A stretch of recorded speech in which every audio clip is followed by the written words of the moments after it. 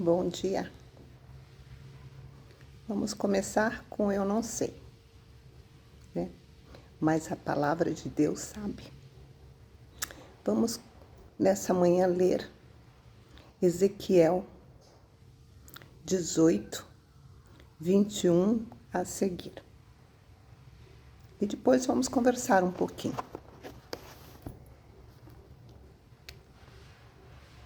Então a palavra diz isso. Mas se o ímpio se converter de todos os pecados que cometeu e guardar todos os meus estatutos e fizer o que é justo e reto, certamente viverá e não será morto. De todas as transgressões que cometeu, nenhuma será lembrada contra ele.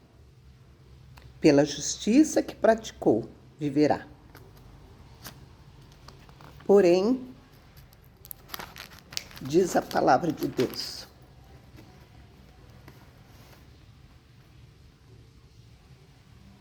não desejo eu muito mais que ele se converta dos seus caminhos e viva? Mas, se o justo se desviar de sua justiça e fizer maldade, fazendo as mesmas abominações que o ímpio faz, será que ele viverá? De todos os atos de justiça que praticou, também nenhum será lembrado. Na sua transgressão com que transgrediu e no seu pecado que cometeu, neles morrerá. Nessa manhã, o Senhor me fez lembrar de Ezequias, o grande rei de Israel, o pai de Davi, o filho de Davi. O Senhor me fez lembrar da vida dele, de tudo que ele fez. Ezequias não seguiu os conselhos, nem tudo que ele viu o seu pai praticar. Acás foi o seu pai, e muitas coisas erradas ele fez. Você pode ler na palavra de Deus, né, nos livros históricos, dos reis, você pode ler sobre o reinado de Acás e o que ele fez contra o nosso Deus. Porém, Ezequias, seu filho, praticou atos memoráveis para Deus. Ele desfez tudo aquilo que Acás, seu pai, tinha feito contra Deus. E a palavra nos diz que ele adoeceu. Uma hora nós adoecemos de uma enfermidade ou de outra, mas na nossa vida nós adoecemos. A palavra de Deus diz que ele começou a reinar com 25 anos e com 29 anos ele reinou. Por 29 anos ele reinou em Judá e Jerusalém. 67 anos ele tinha quando ele adoeceu. E a palavra diz que o profeta foi visitá-lo. O Senhor mandou o profeta. O Senhor avisa sempre, né? Foi e avisou ele que dessa doença ele não viveria, ele morreria dessa doença, que era para ele colocar em ordem a casa dele. E quando o profeta saiu, ele muito se entristeceu e orou a Deus. Deus ouve as orações. E falou para Deus, lembra-te de tudo que de bom eu fiz para o teu reino. E Deus do céu escutou e lhe deu mais 15 anos de vida. Nesses 15 anos de vida de Ezequias, o Senhor concedeu a ele muitas coisas, muitas riquezas, né? Nós sabemos que certos feitos que o rei Ezequias fez, até hoje, os engenheiros não conseguem decifrar ou saber como foi feito. Transposição de águas. Então, nós sabemos que o Senhor concedeu a Ezequias não apenas 15 anos de vida, mas concedeu a ele sabedoria para fazer grandes feitos. Mas ele esqueceu, pelo que a gente lê, a gente vê que ele esqueceu dos caminhos do Senhor. Tanto é que Elias voltou a ele para trazer uma palavra, e uma palavra que não foi boa. Porque fizeste isso, porque fizeste aquilo, porque fizeste mais isso.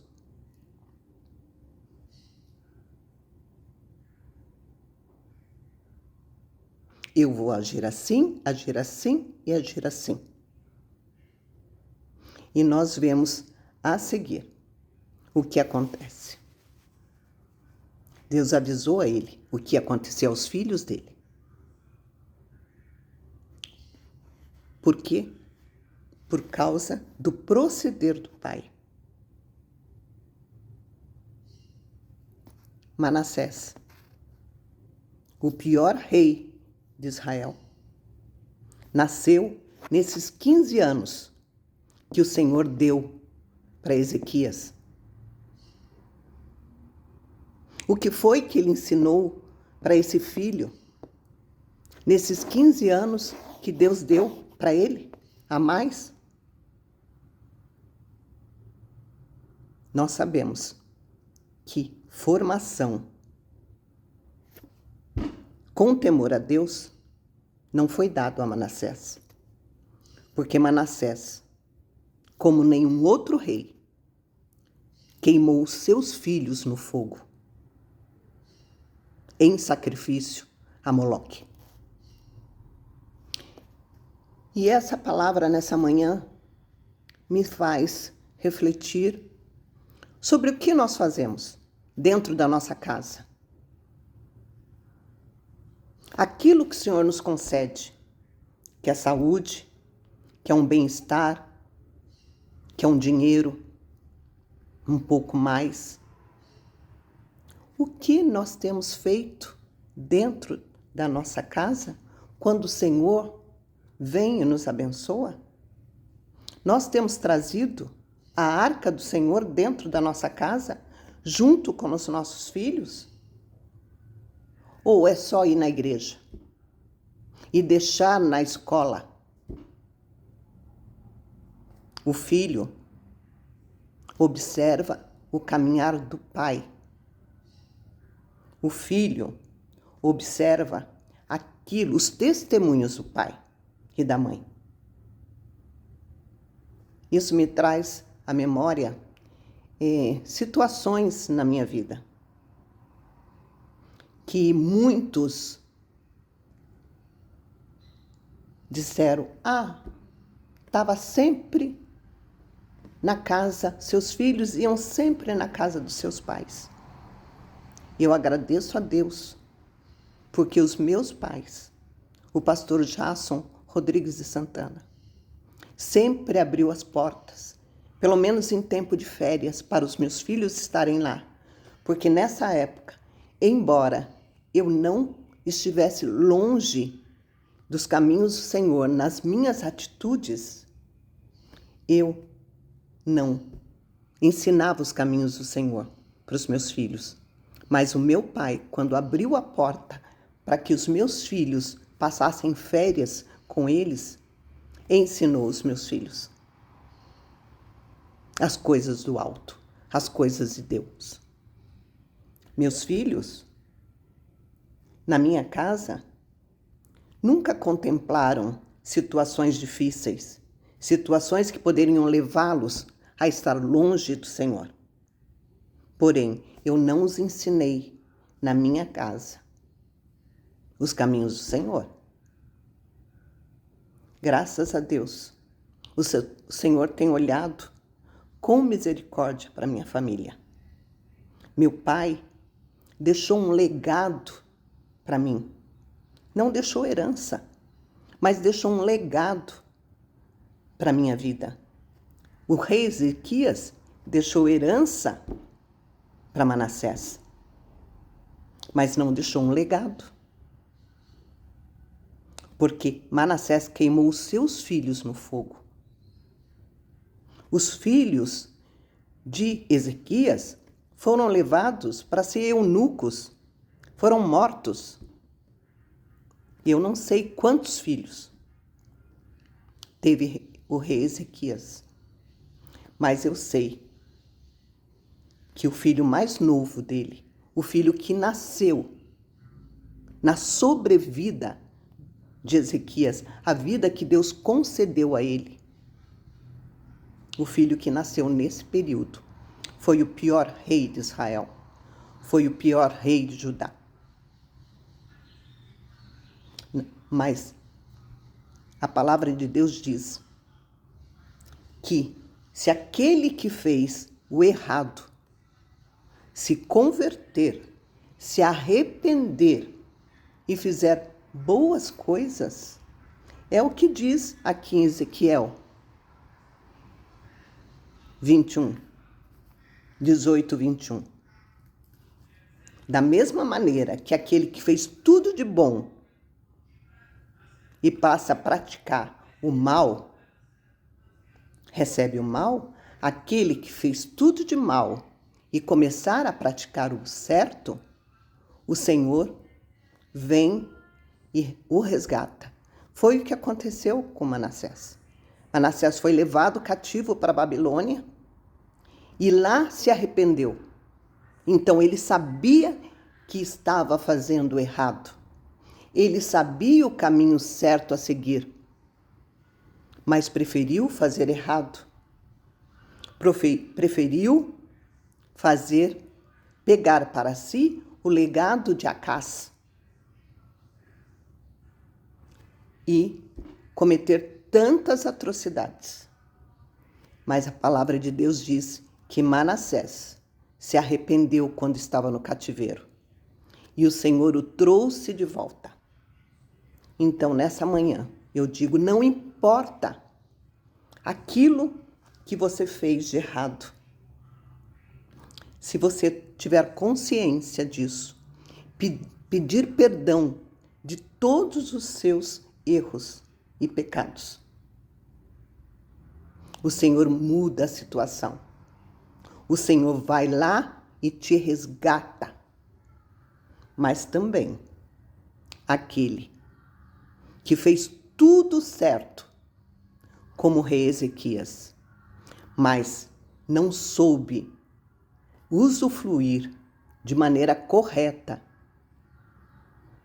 a sobrevida que o Senhor lhe deu. Ele se envolveu em muitas obras, se envolveu em muitas situações que a vida nos traz.